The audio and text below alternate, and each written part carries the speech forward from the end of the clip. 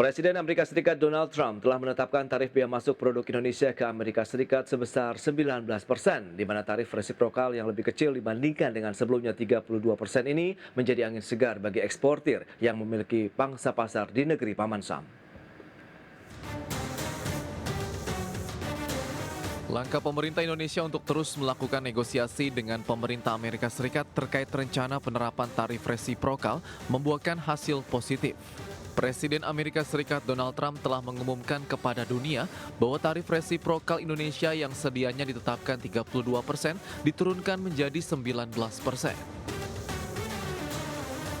Penurunan tarif resiprokal tersebut menjadi angin segar, sekaligus menjawab kekhawatiran banyak pelaku usaha di tanah air, terutama bagi eksportir yang telah memiliki pangsa pasar di negeri Paman Sam.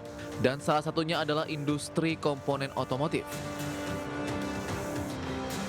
Sekretaris Jenderal Gabungan Industri Alat Mobil dan Motor atau GIAMM, Rahmat Basuki, seperti dikutip media mengatakan, ekspor komponen industri otomotif ke Amerika Serikat mencapai 1 miliar dolar Amerika di sepanjang tahun 2024. Apalagi nilai ekspor tersebut tercatat di posisi terbesar kedua setelah Jepang. Sementara itu, pangsa pasar produk komponen otomotif Indonesia tidak di wilayah Amerika Serikat saja, di mana ekspor terbesar tercatat di negara Jepang, Amerika Serikat, Malaysia, dan Korea Selatan. Sedangkan ekspor komponen otomotif ke negara Uni Eropa, Timur Tengah, dan Afrika masih relatif kecil. Berbagai sumber IDX Channel. Ya, pemirsa, untuk membahas tema kita kali ini, tarif resiprokal dan daya saing industri komponen otomotif, kita sudah tersambung melalui Zoom bersama dengan Bapak Rahmat Basuki. Beliau adalah Sekretaris Jenderal Gabungan Industri Alat Mobil dan Motor atau GIAM. Kemudian juga Pak Yanes M. Pastaribu, beliau adalah pengamat otomotif dari Institut Teknologi Bandung. Langsung saja kita sapa. Halo, Pak Rahmat, apa kabar? Baik, Terima kasih atas waktu yang disempatkan begitu Pak Rahmat. Kemudian Pak Yanes, apa kabar Pak? kabar baik. Apa kabar semuanya? Semoga baik semua. Baik, terima kasih atas waktu yang disempatkan juga. Sebelum membahas lebih jauh ini, Pak Rahmat, mungkin bisa review dan update ya, seperti apa sih kondisi dari industri komponen otomotif nih di Indonesia, paling tidak hingga semester kedua tahun 2025 seperti apa? Mungkin gini ya, Ya, kalau industri komponen otomotif ini kan kita kebanyakan supply ke OEM ya. Jadi kalau di Indonesia itu namanya APM, ya. oke. Kayak seperti Toyota, Daihatsu, Hmm. dan lain-lain. Kan. Jadi sementara ini sampai semester 2, sampai semester 1 2025, itu pangsanya cenderung turun ya. Oke. Jadi turun hampir 9% gitu ya. Jadi otomatis supply kita ke mereka juga mengalami penurunan kan gitu.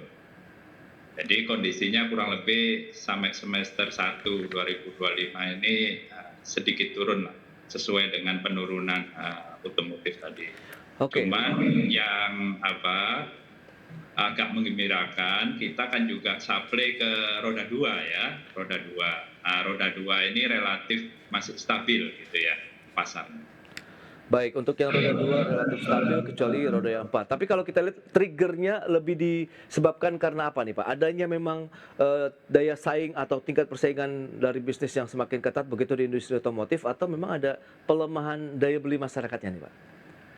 Dari banyak studi yang dilakukan, itu memang kita kan ini, middle income-nya ini setelah COVID kita kan menurun gitu ya. Oke, Jadi agak menurun, kata banyak di berita itu kan sekitar 10 juta orang. Nah itu yang menyebabkan kita, daya beli kita, jadi untuk mobil ini sedikit kurang bagus gitu ya masyarakat. oke. Baik Pak Rahmat. Nah, Pak Yanes, bagaimana review dari Anda kalau kita lihat secara helikopter view untuk industri otomotif, kemudian komponen otomotif sendiri seperti apa sih? Apakah benar-benar lebih dipicu lagi kalau kita bicara mengenai faktor domestik atau global juga mendominasi nih Pak Yanes? Jadi sebenarnya yang banyak disampaikan para analis ya, Ya, di era COVID sekarang sedang berlangsung. Jadi kalau oke. diperhitungkan ini sampai 2027 Hmm, baru terjadi stabilisasi ekonomi lagi. Jadi impact-nya ya, sekarang sedang terasa dan sekarang lagi menuju puncaknya, Mas. baik, oke. Ya, jadi kita tapi sebelumnya ini selamat dulu ini ya karena ternyata Eee lobbying kita hebat ya, lobbyer Oke. Indonesia hebat, jadi Oh, bisa turun. Jadi kita kan terendah di ASEAN sekarang nih untuk ke Amerika. Jadi oke. iya Pak, yang Pak Basuki sampaikan tuh yang $1 miliar ini ya membantu meringankan daya beli nanti industri di Amerika untuk produk-produk pas dari Indonesia, gitu. Dan kalau kelesuan ekonomi ini yang berkepanjangan tentunya ini kan kalau kita lihat ini kompleks sekali ya. Jadi di samping dampak COVID kemarin itu yang sempat menutup banyak industri otomotif di dunia ya karena lesunya permintaan karena orang harus bisa dibilang ya uh, stay at home. Dan kalau kita lihat sekarang ini juga untuk menggerakkan lagi ekonomi yang membuat mobilitas orang naik ini perlu waktu untuk banyak negara, belum ditambah lagi sekarang kompleksitas disrupsi akibat krisis geopolitik dan geoekonomi ya, dan belum lagi kalau kita lihat sekarang mulai terbelah ya Eropa Amerika ya, jadi Indonesia kelihatannya sebentar lagi Pak Basuki Ya, akan banyak kemudahan untuk masuk ke Uni Eropa. ya. Dan Amerika kelihatannya sekarang makin susut ya, kalau kita lihat di Los Angeles kemarin juga itu repot sekali Amerika dengan urusan dalam negerinya. Jadi Oke. dengan adanya BRICS juga kelihatannya potensi pasar parts kita ini akan makin meningkat. Hmm, Apalagi saat ekonomi dunia sekarang ke arah Asia Selatan ya. oke. Hmm. Ya. Baik, itu dia kondisi dari geoekonomi global begitu yang baru saja disampaikan. Nah, lantas bagaimana Anda melihat Pak Rahmat dengan beberapa hal yang tadi sudah disampaikan begitu kondisi dari global, kemudian bagaimana upaya negosiasi yang sudah dilakukan pada saat injury time lah bisa dikatakan begitu berhasil menurunkan dari 32% ke 19%. Ini menurut Anda momentum yang benar-benar akhirnya bisa dioptimalkan tidak sih bagi industri komponen otomotif nasional kita nih Pak? Saya pikir Hmm. sama ya. Hmm. Jadi ini kesempatan yang bagus seperti yang Pak Yanus tadi katakan. Iya, iya. Jadi kita sekarang itu tarifnya kan terendah di ASEAN nih. Yes, Ya, oke. jadi kita sempat khawatir sebenarnya. Tadinya kan Vietnam itu kan ya, Vietnam dari 40 berapa 46 ke 20 gitu kan ya. Nah, sedangkan industri otomotif kalau boleh dibilang itu kita di ASEAN ini kan bersaing ini antara Thailand, Malaysia, Vietnam dan kita.